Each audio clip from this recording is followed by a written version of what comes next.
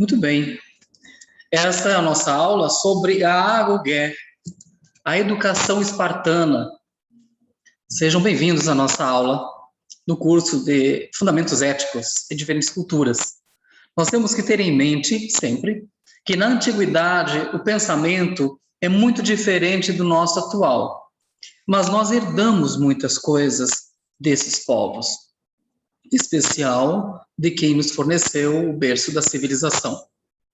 Nós temos que ter em mente que, durante a educação espartana, a grande preocupação era com a formação militar, ou seja, é uma sociedade bélica, uma sociedade militaresca, tanto para os jovens, os meninos, quanto para as meninas, ou seja, ambos são responsáveis pela segurança de sua cidade.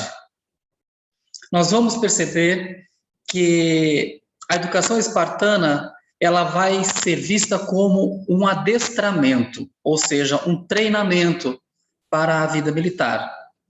Até os 7 anos, 8 anos de idade, a criança permanecia com seus pais. Após, era necessário que o Estado as pegasse e as levasse para os campos de treinamento.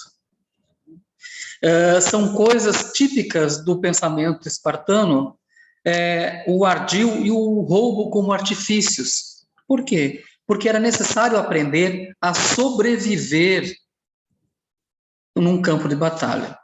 Claro que muitos pereceram, muitos não aguentaram o rigor da sua formação.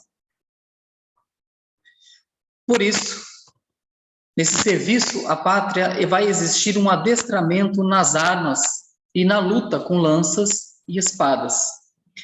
Mas isso a partir dos 12 aos 15 anos, com a aprendizagem também dos cálculos, as letras, os hinos de grande porte patriótico, né? Mas dos 16 aos 20, eles vão ter uma nova visão, serão denominados de eirem, ou seja, terão um permanente serviço à sua pátria. O que acontecia quando um desses jovens não alcançava o objetivo pretendido pelos seus orientadores, pelos seus chefes? Era o uso do corretivo, exatamente. A tática de sobrevivência fazia com que o jovem fosse preparado para que fosse silencioso, fosse disciplinado, fosse anti-intelectual, né? Anti-individualista, o que não é uma coisa ruim, obediente aos superiores e às autoridades.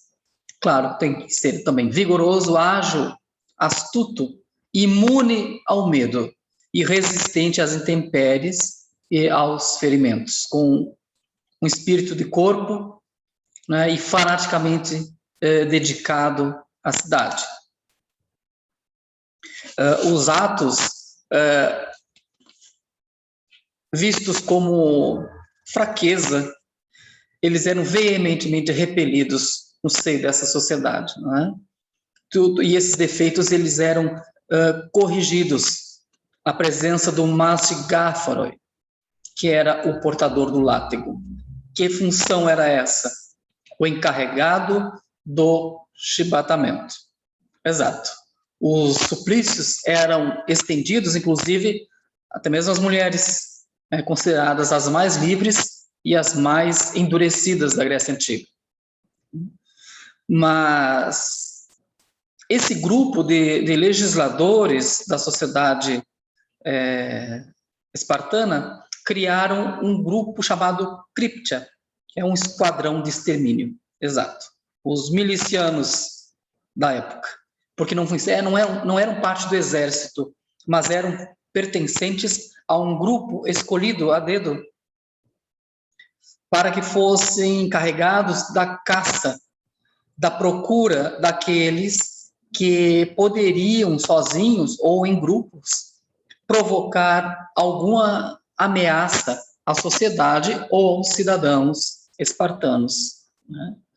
Por isso, eles eram perseguidos por esse grupo de Críptia, né? Perseguidos por estarem desgarrados, né? E muitos eram mortos à ponta de lança. E isso, é claro que os nossos cidadãos atenienses farão algumas críticas. Claro que para a elite da sociedade espartana, isso será sempre de grande favor. Vamos dar uma olhada no nosso material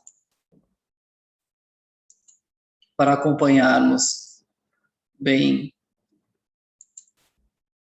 o nosso texto. E com isso termos ideia aonde nós estamos em relação ao nosso conteúdo. O GIF que eu baixei para observarmos é do filme 300, quando os espartanos vão em luta em defesa de sua cidade do exército persa. Então, a formação de guerreiros, ela vai apresentar uma falha. Depois Platão que vai comentar sobre isso, né? Em que a principal falha dessa formação é a ênfase excessiva aos exercícios físicos, enquanto que a boa educação era um resultado, né, de um composto, ginástica, também a música, e aqui é o que nós compreendemos por educação humanística, de modo geral, né? Por isso que esta obsessão militarista impediu-os de saberem conduzir-se em tempos de paz. Ou seja, quando não se tem guerra, o que a gente faz? Não há o que fazer, não existe um objetivo. E até mesmo saber como administrar a sociedade, as quais não tinham os mesmos valores que os seus, por estarem tão impregnados desse pensamento militarista. Nós temos uma sugestão de vídeo que podemos assistir depois, cada um na sua casa, com mais tempo. Então, esse sistema educacional, ele, graças ao seu conservadorismo, e olha só aonde nós vamos encontrar respingos hoje na sociedade brasileira, esse conservadorismo e esse apego ao tradicionalismo, né? Somando-se a uma ausência de crítica e a completa cegueira patriótica. Por que a cegueira patriótica? Porque a cegueira patriótica está atrelada à obediência cega aos seus superiores. Isso fez as delícias dos aristocratas, aqueles que detêm o poder nas mãos, sempre serão beneficiados. E os conservadores ao longo de toda a história da Grécia. Mas nós vamos encontrar na história de Atenas, saímos agora de Esparta e vamos para Atenas, um reformista chamado Clístenes, que já havia recebido a sociedade mais ou menos organizada pelo seu antecessor, o sábio Solon, lá por volta do ano 596 a.C. Solon, ele conseguiu organizar a sociedade fazendo com que, pelo menos, não houvesse mais a possibilidade de que os seus cidadãos fossem escravizados devido a dívidas. E fez também com que os cidadãos participassem das decisões a partir dos 30 anos de idade, né, poderia, sendo filhos de pai e mãe atenienses. Isso já fez uma camada da sociedade poder se manifestar. E Clístenes, então, ele recebe essa sociedade e vai tentar organizá-la da melhor forma possível, dando a ela uma nova constituição, onde abre lentamente, né, um espaço de ascensão dos plebeus. E regras que poderiam fazer com que os poderosos não humilhassem mais os mais fracos.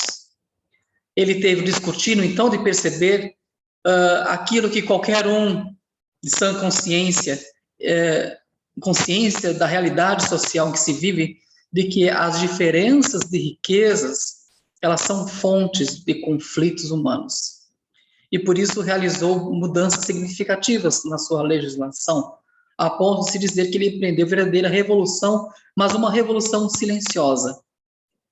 É por isso que ele busca encontrar um meio termo dentro da sua legislação.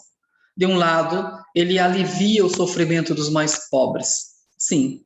E de outro, alguém poderia julgá-lo, mas ele foi conivente com os seus concidadãos mais abastados, fazendo com que permanecessem privilegiados, sim. Contra o poder econômico, o poder político não se sustenta. Pelo menos dentro de um regime democrático. Perguntado se havia dado as melhores leis a Atenas, ele responde que havia dado as melhores leis que os atenienses podiam suportar. Ou seja, é necessário um jogo de cintura para saber governar. Não dá para ser a pulso forte e mão de ferro. Aqui nós encerramos esse momento e ficamos com um vídeo para que possamos acompanhá-los. Nós passamos ao nosso conteúdo para acompanharmos o texto e seguimos dentro desse contexto ateniense, em especial o tripé da cidadania, que é o ponto forte dentro da formação dos cidadãos atenienses.